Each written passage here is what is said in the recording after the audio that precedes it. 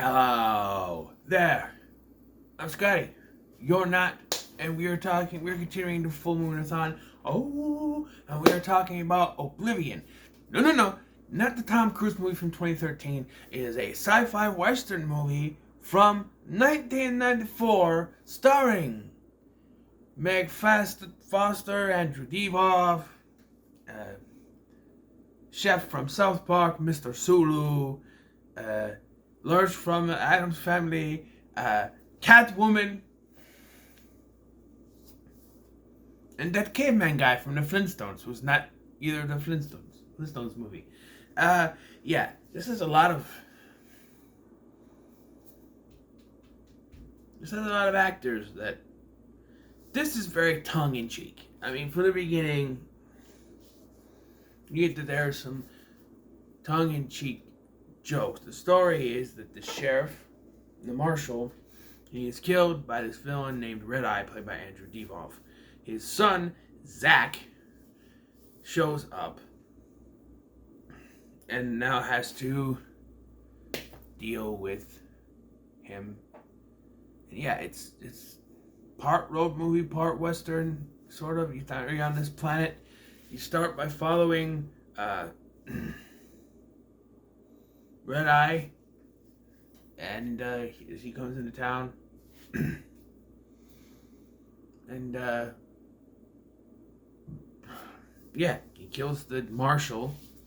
You get some characters here. So first of all, Andrew Devoff plays the villain. I didn't know it was him until I looked on Wikipedia. I'm like, that's Andrew Devoff, because I saw him in the credits, and I'm like, okay, where is he? And then there's one little scene where he's out of the suit, but it's hard to recognize it's him. God damn it. But yeah, I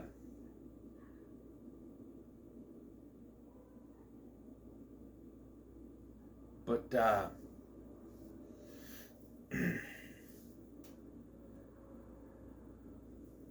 my train of thought because we won't stop talking in the hallway. But anyway, yeah, so then we meet Zach, who is mining for something. I think it's that,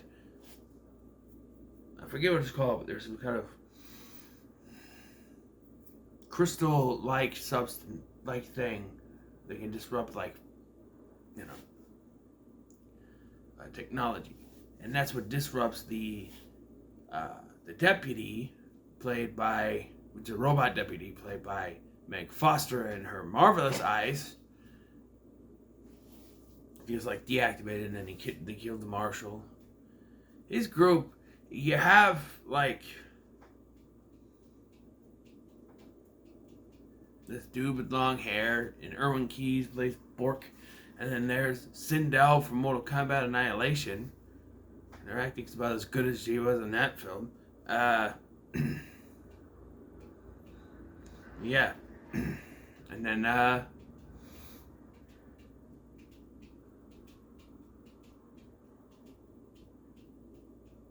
waiting for the stuff to pop out.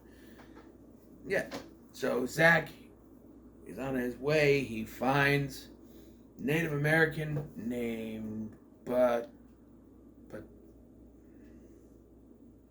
Bateo.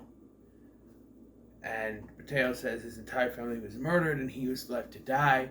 And so they make a pact to work together, I guess, and they find their way to this saloon where we meet this weird, I think his name is Wormhole. It's this very annoying Mexican character, cowboy character. Later we find out he's actually linked to Red Eye's gang, which is kind of weird. When they go in there, there's this running joke with the guy who played Lurch in the Addams Family, that he's the town, he is the mortician. So every time he appears, that means someone is going to die. And they do at the beginning, he shows up and the marshal dies, I should admit. And then he shows up here, they're all afraid of him. And you got Isaac Hayes, who played Chef on South Park. Then they do a beer commercial for Schlitz beer, which I'd never heard of, but apparently it is a real brand, or at least it was. And excuse me. Oh. Sorry about that. And yeah, so upon finding out his father has passed away, they go to Oblivion. So we have some unique characters here. We have Miss Kitty, played by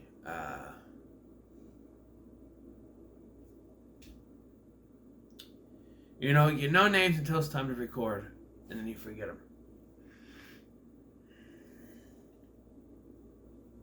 She was Catwoman in a 1966 Batman TV show. Forget her name. God damn it! Pisses me off. It really does. It really does. Because I had it in my head before I started the review, and now it's gone.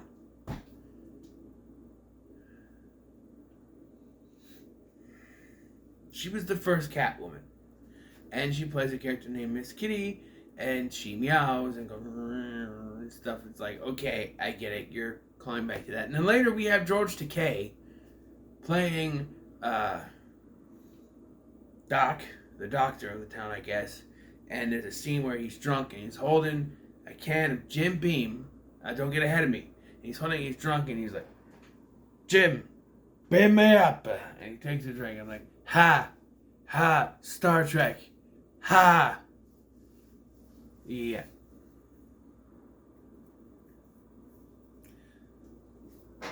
The communist in this.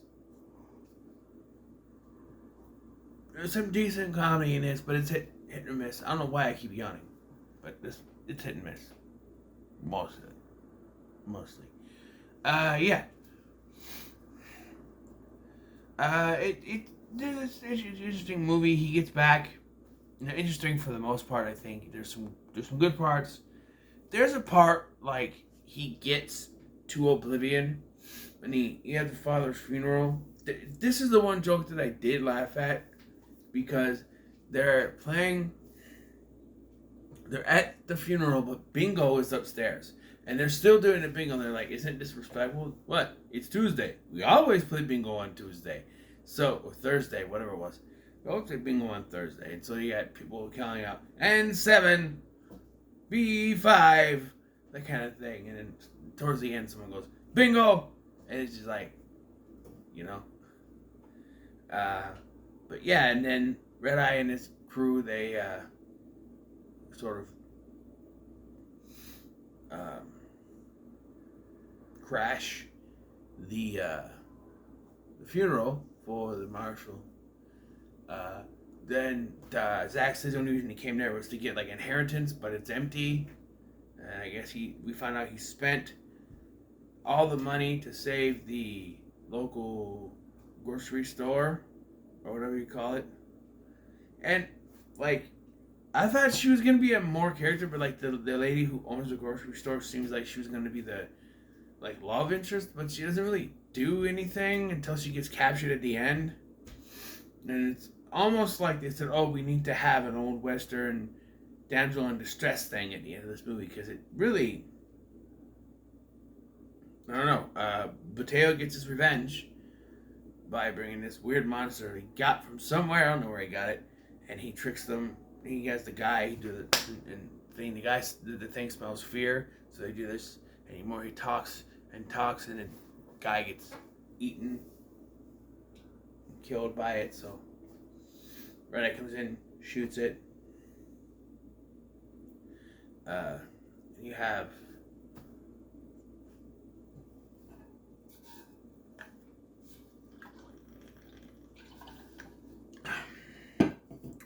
can't stop yawning.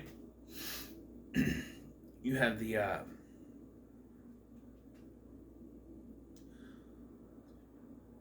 then there's just like a lot of talking and stuff, and then there's like a the thing with Buteo, and then Buteo gets taken out because apparently getting his revenge is against Red Eye's law, so they're gonna lash him because her name is Lash, you see. And it's like, but wait, he just made it even. Like, that guy killed his family. He made it even by killing him. So they're even. So why would you do this to get retribution? It just doesn't make sense, but Zack has to come save the day, even though, they say he's scared, but he's actually an empath, so he feels whatever pain they feel. Eventually he comes to save the day. And, yeah. But it's not over because, yeah, the girl that owns the grocery store, she gets kidnapped because now she's important and she's the damsel in distress, so they gotta go save her. And as forewarned at the beginning of the film, we get the giant scorpion-like creatures, which are stop motion, as they mentioned at the beginning, because there was one that was kind of smaller going after Mateo, and that's where he saved him from. Zack saved him, and he says, "Well, you're lucky this wasn't at night. The adult, that's just the baby. The adult ones come out at night." And so we get to see that. There's a couple of them there, and they're all right. They look the same, just bigger. And Red Eye gets killed torn apart by the giant scorpion monsters. And then Bork and Lash just run off because everyone keeps hitting him, and he gets pissed off at him, he's hitting them, and she hit him by accident. "Oh, you hit me!" And they run off, and that's the end of them. Although there is a sequels, and I hear they're in that one too. But yeah, and Zack's gonna be the marshal now, and the movie ends with a "to be continued." So did they have planned to do a sequel to this? Because I know Full Moon, a lot of times they'll do plan for sequels. And there was negative reception, but the sequel came out anyway, so I feel like they were going to do the sequel no matter what. This movie was fine. I